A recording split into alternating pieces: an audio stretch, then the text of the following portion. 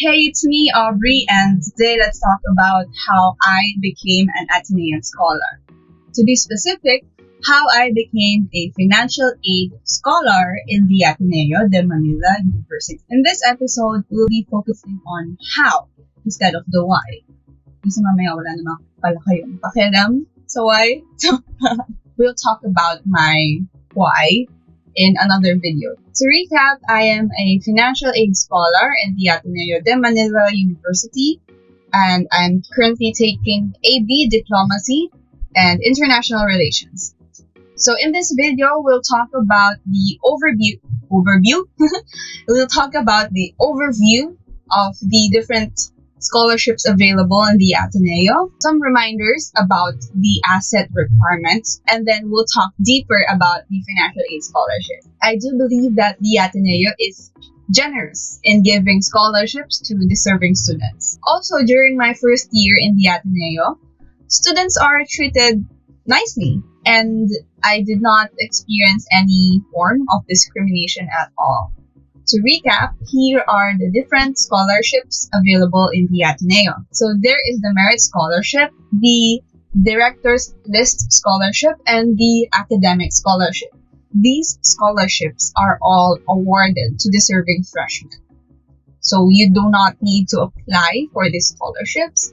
Instead, Ateneo would be focusing on your asset score, your grades, and of course your community involvement. Like, what is your impact to your community? What is your significance? Or how did you contribute to your community in any way? Like, are you a member of any youth organization? Or are you active in your church? Like that. What you can apply for is the athletic scholarship and the financial aid scholarship. So for the athletic scholarship, you have to coordinate with the Ateneo directly since it involves sports. For the financial aid scholarship, you have to pass different requirements that is completely separate from your asset requirements. Also, reminder that the requirements for the asset and the requirements for the financial aid application, sabay mo sila ipapasa. So, walang mauuna, sabay.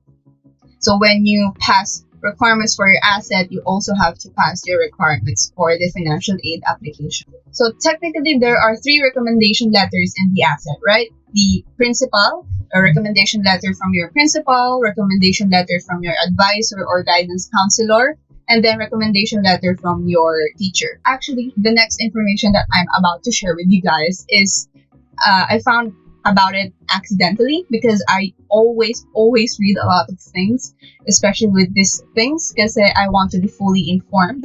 And then I found out that the Ateneo waives the entrance exam fee for students who are studying in the private school if you belong in the top 10 of the batch.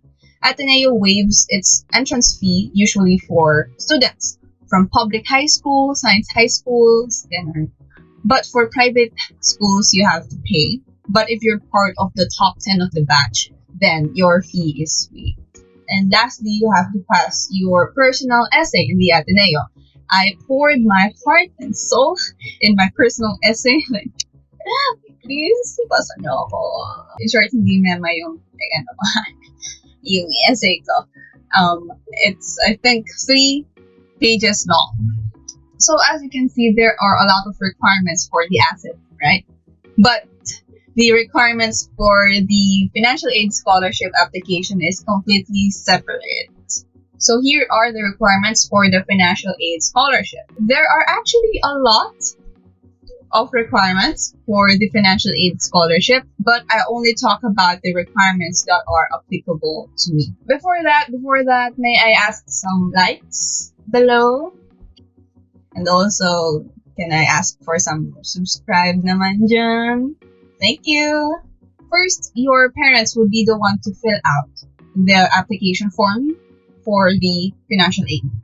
Your parents, not you. Also, they have to write a personal essay explaining why you deserve or why you need the financial assistance. So, dito nyo na ikukwento yung situation nyo, ano meron sa family nyo, why do you deserve this, why is this important, ganun. Also, you need 2 additional recommendation letters. Again, this is completely separate from your recommendation letters from your asset. You have to get another additional 2 recommendation letters.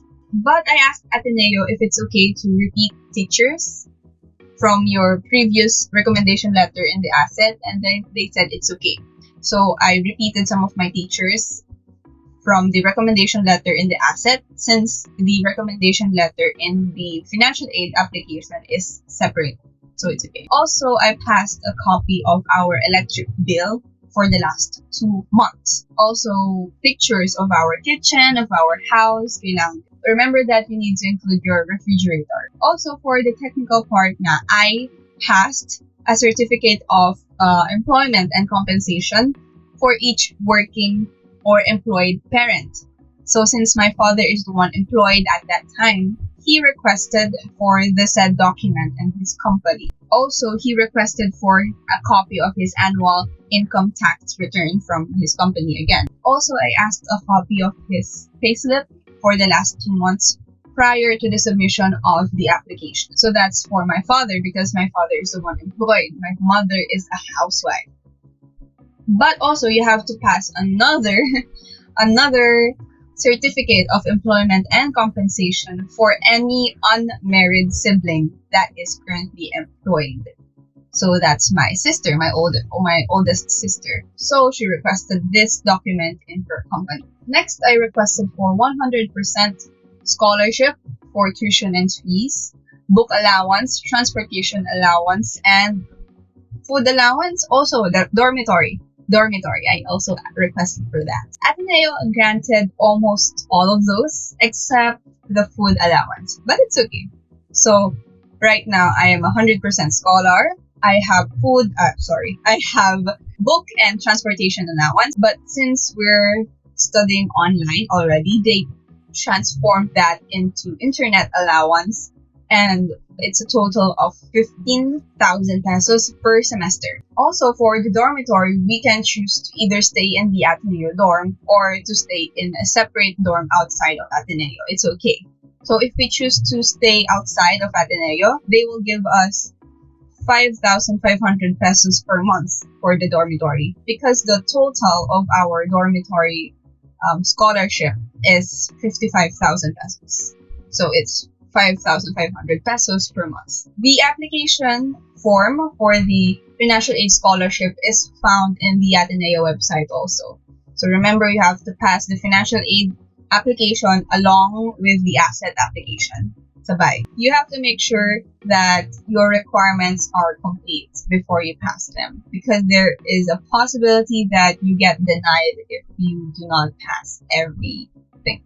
Once the Ateneo announces the results of the asset, they would also announce the result of the financial aid scholarship. So, sabay. So at least you already know if you passed or not, and if you are awarded with the scholarship or not. Unlike, other schools. Other schools forbidden. Char. But yeah, it's helpful, especially with your decision making, right?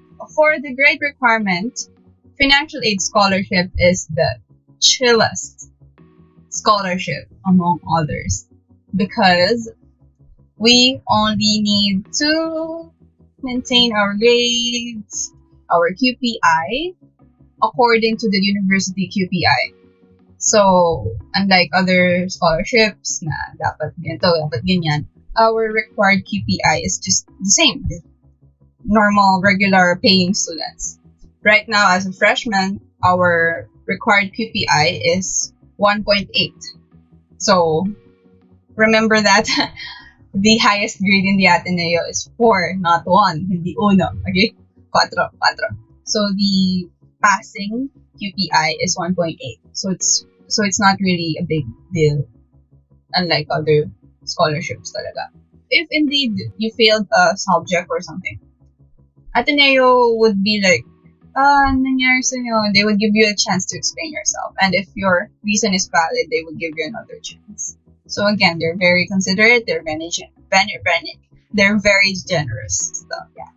So yeah, that's all for today. That is how I became an Atenean scholar. And as I mentioned, this is specifically for financial aid scholarship. I'll try to ask about the other scholarships from other scholars, but financial aid scholarship is what I really know about because it's my scholarship. If you have questions, please comment them down below. And if you noticed, I'm wearing. So yeah. I hope this video was helpful, and if it was, please like and subscribe. Bye.